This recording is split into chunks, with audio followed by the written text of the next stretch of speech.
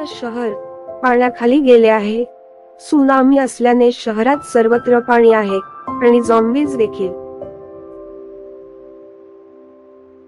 ही महिला बाल्कनीत उभी त्सुनामीचे दृश्य पाहत असताना तिच्यावर झोंबींनी हल्ला केला।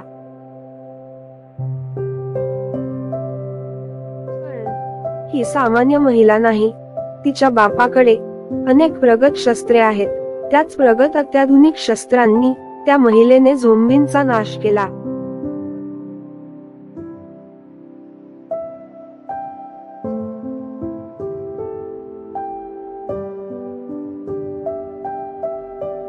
स्त्रीवर हल्ला करणाऱ्या सर्व झोंबींना तिने यमलोकात पाठवले, पण तरीही संपूर्ण शहर अजूनही अनेक झोंबींनी भरलेले आहे।